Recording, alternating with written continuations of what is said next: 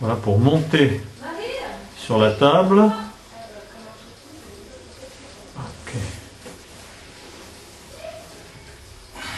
Toujours en bloquant la respiration, cette respiration à glotte fermée qui permet de faire l'exercice sans douleur ou le changement de position sans douleur.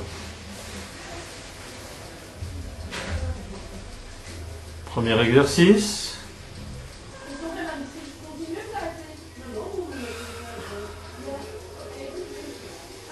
Elle inspire, rentre le ventre, elle contracte le périnée. Et ça permet de faire l'exercice avec une pression abdominale importante.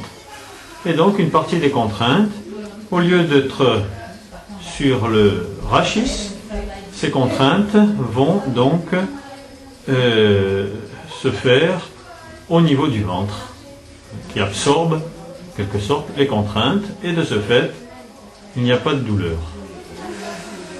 Ce sont des exercices très peu asymétriques, et à ce stade, donc, après cette ablation d'une volumineuse hernie discale, donc il y avait, ça ne doit pas être trop asymétrique, et donc on fait bouger une seule jambe en même temps, ou quand on fait bouger les deux en même temps, c'est sur des exercices non dangereux.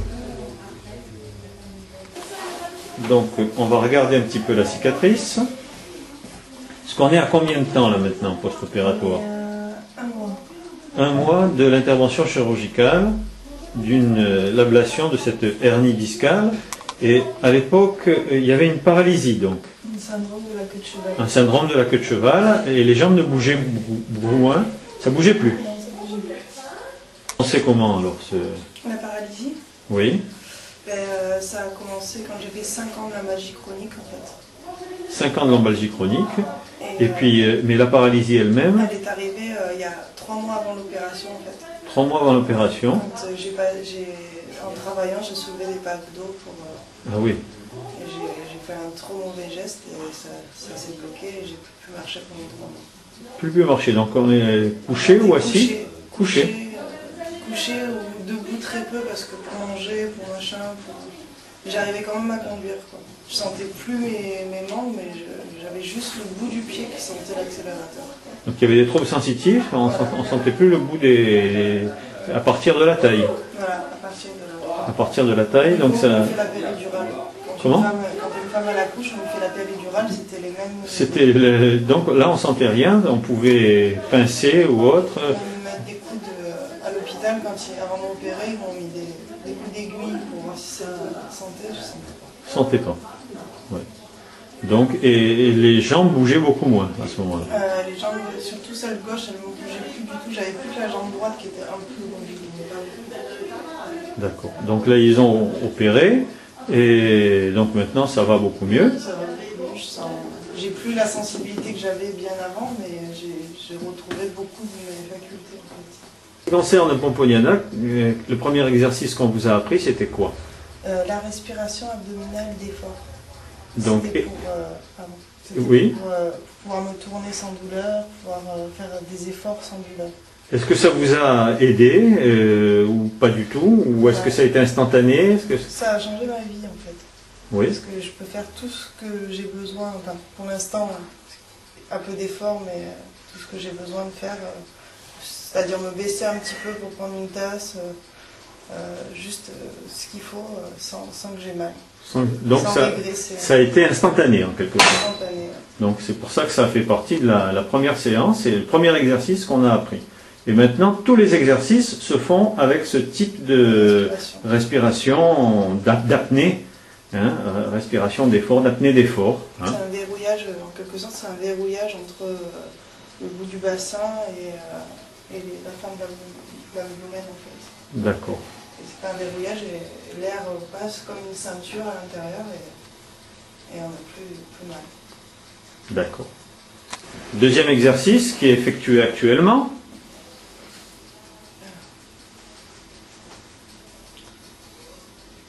On commence, c'est le début des exercices avec deux jambes.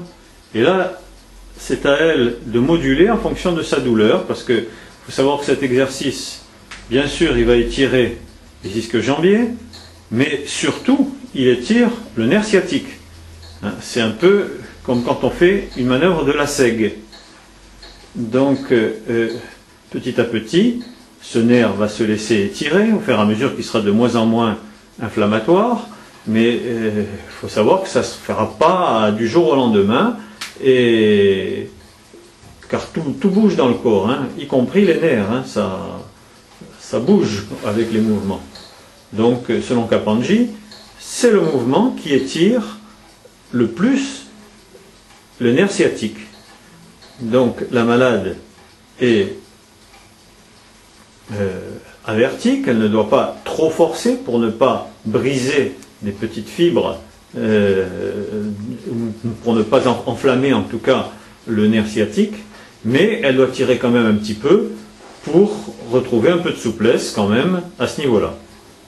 Donc c'est un peu subtil, hein, il faut tirer sans trop tirer et ne pas entraîner de douleur qui l'empêcherait de faire le reste de son programme de rééducation, en particulier la piscine, le reste de la journée. Donc là, on en fait des séries de combien d'exercices? De 20 exercices. Et là, donc, vous arrêtez à quel moment? Au moment où ça fait mal de monter. Au moment où ça commence à gêner, vous arrêtez. Il faut bien respirer, et se détendre pour pouvoir recommencer tranquillement. En fait. Parce que si on fait trop d'efforts, ça ne sert plus à rien. Ben oui, ça fait trop mal. Et après, ça bloque pour les autres exercices, en quelque sorte. Allez, on continue. Elle inspire, elle rentre le ventre, elle contracte le périnée, elle reste en apnée pendant les exercices, en étirant modérément les ischio-jambiers et le nerf sciatique à droite, puis à gauche ou inversement. Une fois c'est la jambe droite qui monte en premier, une autre fois c'est la gauche.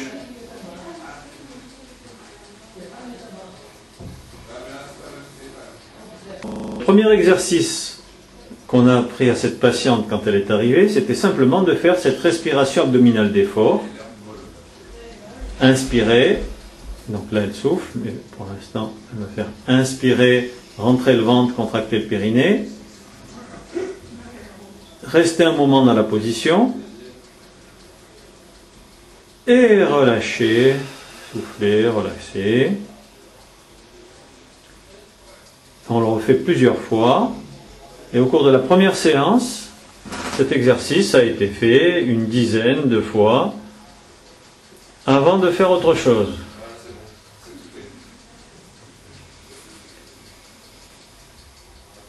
Alors, la deuxième chose qu'on lui a appris, c'était de se retourner sans douleur, parce que jusqu'à présent, chaque fois qu'elle se retournait, hein, jusqu'à ce qu'on lui apprenne ce type de respiration, qu'est-ce qui arrivait? Il y avait... Je criais, j'avais mal, ça tirait de partout, comme si on me rouvrait le dos. Et alors là, ça a été la révélation, en quelque sorte, au moment où on a appris à faire ça. Et on lui a appris aussi à se remettre debout, à se recoucher.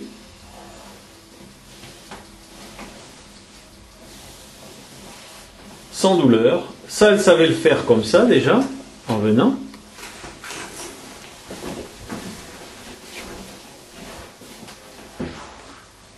En laissant une jambe dans le prolongement du corps, mais ça faisait mal à l'époque. Voilà. Alors que là, du moment où vous avez appris ce type de respiration, c'est dommage qu'on ne vous l'ait pas montré avant, hein, et donc à l'hôpital, oui, ça devrait faire partie de ce qui se fait pratiquement en urgence. La première des choses, le premier contact, cette technique là de verrouillage par la respiration, n'est pas assez connu, n'est pas assez diffusé.